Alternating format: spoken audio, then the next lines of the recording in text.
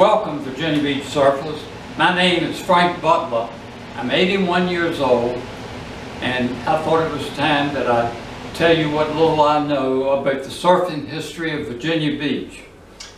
I learned to surf from Babe Braithwaite and Bob Holland. I was surfing up until I was 75 years old. Babe told me that surfing came to this area from Duke Kahanamoku, and that Duke Kahanamoku surfed in an exhibition at Kill Devil Hills. Bob Holland's father, Captain Holland, also told me the same thing. There's no record that Duke Kahanamoku ever came to this area or to Kill Devil Hills, but it is indeed possible.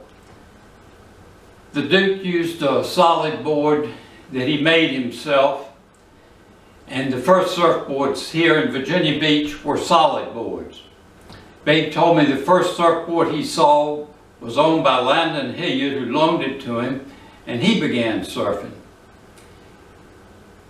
Sometime prior to 1935, Tom Blake, a surfer who actually had been swimming collegiately for a Big Ten team, invented the hollow surfboard. He published the plans for the hollow surfboard in Popular Science or Popular Mechanics magazine, or both, and folks that could not afford to buy Tom Blake's surfboard began to make them. Babe Braithwaite and his friend Bobby Barco made at least 5 of these boards. Now the pictures I'm going to show you will show the transition from the solid board to the hollow board, and today, as you know, we have basically what we used to call the Malibu boards, and boards that are much smaller than the Malibu boards. There are also, of course, the stand-up paddle boards and the regular paddle boards that people use in competition. The first picture you will see is of a Virginia Beach surfer, a young lad with his solid board. This picture was taken in 1935. The second picture that you will see shows the same young man standing beside gentlemen who have large hollow boards. The two men on the left in the picture with the hollow boards are John Smith and Dusty Hinton, who also had life-saving services and were surfers. A lot of the early surfers were also lifeguards, just as I was, because surfboards, the hollow surfboards, were approved for and used for ocean rescue. They were also used in large lakes. Let's go to the pictures.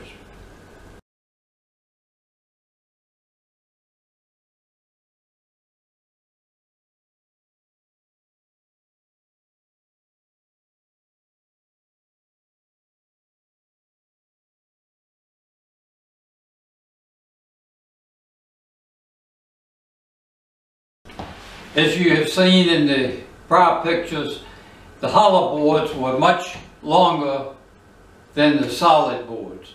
There were long solid boards used in Hawaii, but you could build these hollow boards quite long. They had numerous advantages over the solid board. You could paddle them faster, and you could catch waves much easier.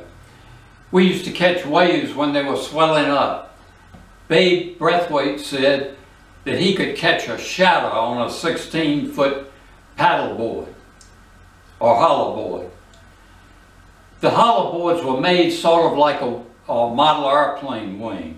They had ribs in the hollow boards, and holes were drilled into these ribs so that water could drain down to either the top or the bottom. No matter how you seal these boards up, they'd still leak a little bit. So when you came back in, if your board was really pretty well sealed, the cold air in the hollow board when you were out paddling was compressed, and when you pulled the caulk out to drain the water, you could hear the warm outside air being sucked into the hollow board. So when you came in, the Tom Blake boards that were sold commercially, they drained from the top with a little brass screw. Babe and numerous other homemade board makers drilled a hole in the stern of the board and used a large cork. And when they came in, I would put the stern of the board in the sand, bend over, and pull the cork out and hope to hear the whoosh. In just a second in these next pictures, you'll see Babe in the virtually final stages of construction of several of his hollow boards. He had a nursery out on Bird Neck Road near where Madeline's Beauty Shop is today. And he made the boards for a large part out there.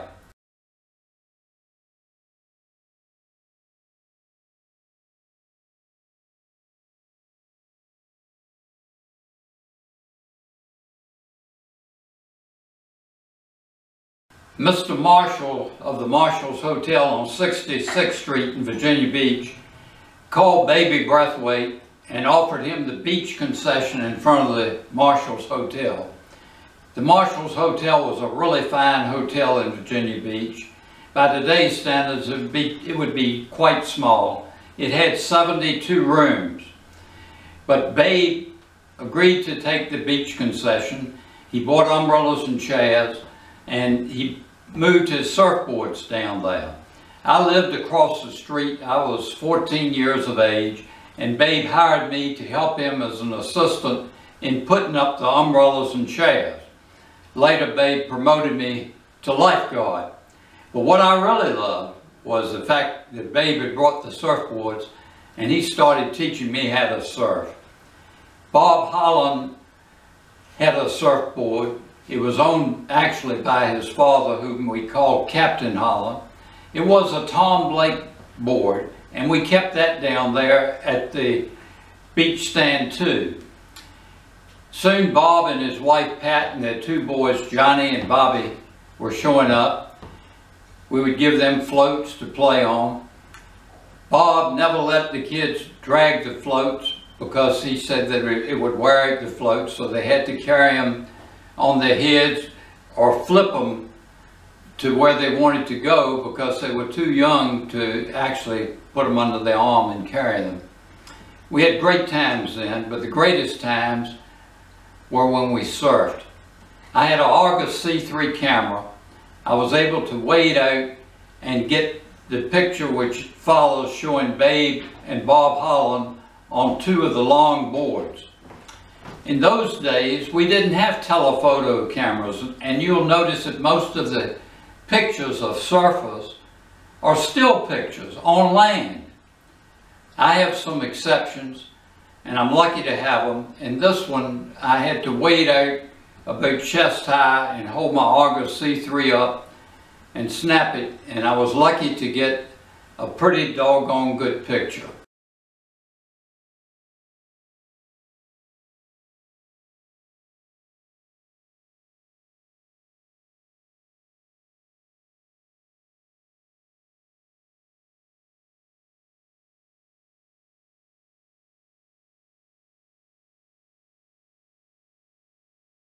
The second picture you saw was of Babe and his friend Mallory Nemo, who later moved to Roanoke, Virginia. And Babe told me it was taken down at the Courtney Terrace where he had been the lifeguard. Babe said that someone had put up pilings in the ocean and had a stand built on the pilings. And the person who took this picture was able to get out with his camera, get on the stand, and take some surfing pictures, and didn't need a good telephoto lens like we have today. You'll notice that Babe and Mallory are wearing wool suits. They were awful. Oh, they'd hold water and they'd itch. They were just terrible. The next picture you'll see is a picture of me riding one of Babe's 16-foot hollow boards. It was a big day. I'd been out there riding some big waves, My mother and father were there, and my mother persuaded my father to wade into the water and take a picture of me riding one of these big waves. My dad waded out, held his camera up, and I came in and he got this picture. Almost immediately, the surge of water that you see coming toward you in this picture hit my daddy, ruined his camera, and gave him a truly bad day. But we thought this was a wonderful picture, even though he was so low in the water, you couldn't really see the big hollow board too well.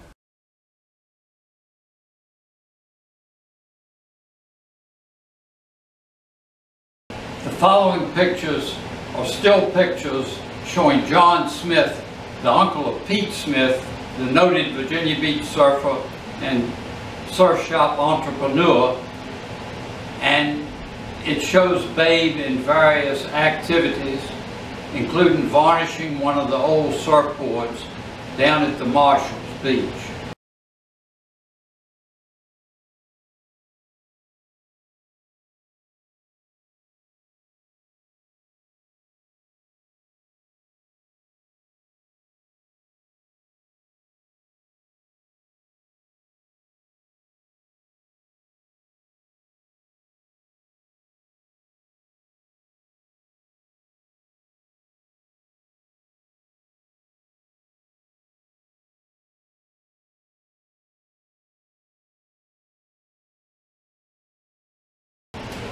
Babe liked the fact that I had a camera.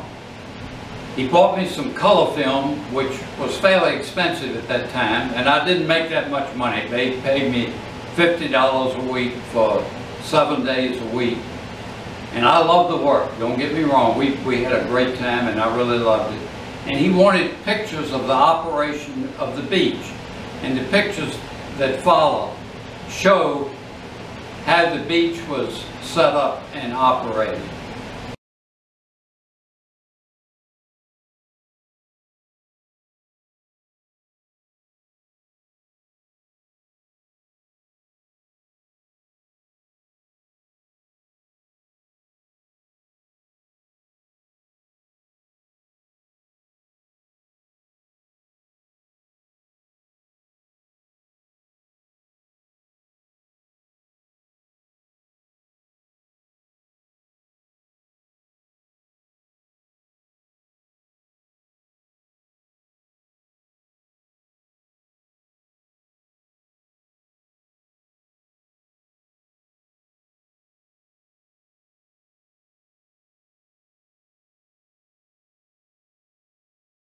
Babe took some of the pictures you just saw, including some of the pictures of me. In this next picture, you're going to see some more of the trash that washed up from ships. In the prior pictures was included a picture of bilge tar. Bilge tar came from pumping out the bilges of a ship. In those days, there didn't seem to be any rules about when you could pump out the bilges, and ships would wait till they were close to land to do it. And there weren't any rules and regulations about trash, and people on board these ships just threw the stuff into the ocean. Well, it has to go somewhere. We had to rake up the tar, dig a hole, bury the tar, and we did that every morning when we came out and there was tar on the beach. We also had to pick up all the trash that you see. Another interesting thing about this picture that you'll see in a moment that follows, you'll see a picture of all the trash that washed up one day. And one of the interesting things about this particular picture is that you'll see in the background 2 observation towers that were erected during World War II, presumably to look for German submarines and possible Japanese invasion. Nobody knew where the Germans were. There were rumors they were dropping off a German at night on our beaches that could speak good English, and he'd go to the markets and pick up fresh vegetables, and they'd send a boat out, bring him back to the sub with the vegetables the next night. It was wartime and it was tough back in those days. This picture was not taken in wartime. This picture was taken during the 50s. Also, in the following pictures, despite lifeguarding being hard work, you'll see some of the pretty girls that would come down to the beach, and they were very nice, and I enjoyed meeting the guests at the Marshall's Hotel, and I really loved my beach experiences.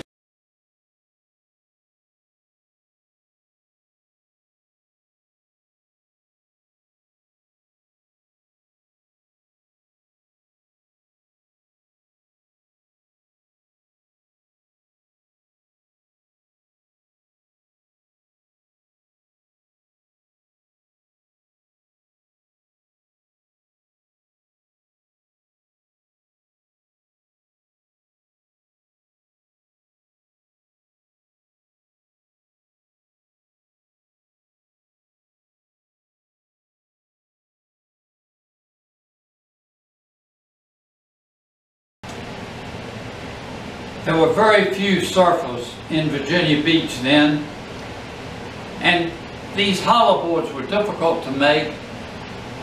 They were expensive to buy, and that's the reason.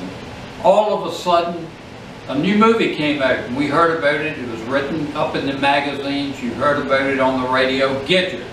It was about a young girl in California who became a surfer, and they had new, smaller boards that were much more maneuverable. We called them Malibu Boards, but we really hadn't seen them in action. The movie Gidget came to the Virginia Beach Drive-In Theater on Laskin Road. Bob Holland, my brother Prince, and Forbes Breathwaite, Babe's son, and I went to see the movie. Babe, unfortunately, had died prior to the release of the movie Gidget. We were fascinated by these small boards. We were also fascinated by the fact that they had large rudders on them. We didn't know they were rudders, and we couldn't exactly figure out what they were. I thought that perhaps when you fell off the board that this thing on the bottom kept the board from washing all the way up. You wouldn't have to swim into shore to get it. Bob Holland figured it out that it was for steering the board pretty quickly. We wanted the boards. You couldn't buy them. They were in California. California was 3,000 miles away, and in those days, you know, you wouldn't know how to order it like you do on Amazon or anything. But we knew that the boards were made of balsa. Captain Holland, Bob's father, told me that the Navy rafts that were wrapped in canvas had balsa wood blocks in them. I acquired a Navy raft, unwrapped it. I laminated together 36 blocks of balsa wood. I found out later that the balsa in these rafts was not exactly the best, lightest balsa. But I laminated those boards together and I made a surfboard. You'll see a picture of this board that follows, and a couple of pictures after it has been fiberglassed. I made this in Babe's garage on 42nd Street, just on the ocean side of the Cavalier Hotel.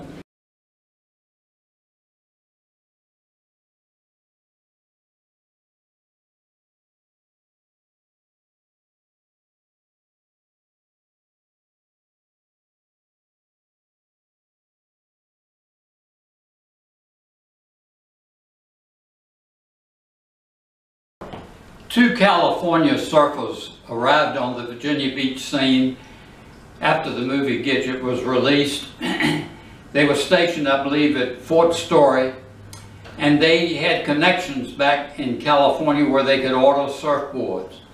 They took orders from the local surfers and had a shipment sent here by Hap Jacobs. All of the boards were 9 foot 6 inches. One of the boards had a small pintail stern, and that was one that was ordered by Pete Smith. When we got the boards, we thought we were the cat's pajamas, and we posed for a picture that again showed the transition from the large hollow boards to the small Malibu boards. It was quite similar to the picture that you saw earlier, where the surfers progress from the solid board to the hollow boards. We noticed that the float boys are in the back holding up the big boards, and the rest of us are down on the sand on our knees holding the little boards.